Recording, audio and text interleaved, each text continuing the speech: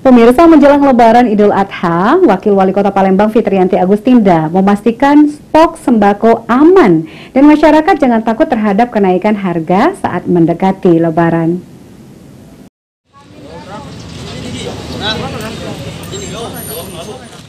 Lebaran Idul Adha 1444 Hijriah yang tinggal menghitung hari membuat sejumlah pasar di Kota Palembang ramai dikunjungi warga untuk berbelanja kebutuhan Lebaran, terutama sembako.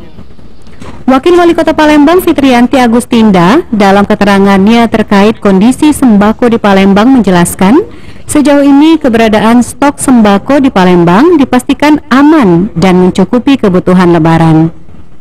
Bahkan menurut Fitri, khusus untuk ayam dan telur, ketersediaan saat ini masih aman namun harganya relatif tinggi karena stok dari peternak sedikit dan peminatnya banyak.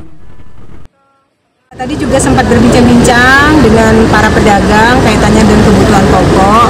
Kalau untuk kaitannya kebutuhan untuk menjelang Hari Raya Idul Adha, masih dalam pantauan kami masih relatif aman ya. Tapi memang ada beberapa komoditas saja seperti misalnya ayam.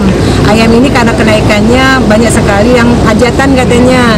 Jadi kenaikannya ini diakibatkan permintaan yang betul cukup banyak dan juga kondisi ayam yang katanya sakit ya.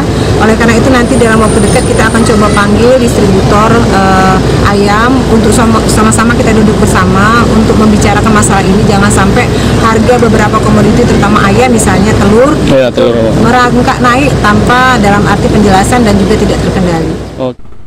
Fitri berharap pedagang sembako tidak menaikkan harga seenaknya saat menjelang Lebaran Idul Adha nanti dan harga sembako juga akan terus dipantau oleh Fitri.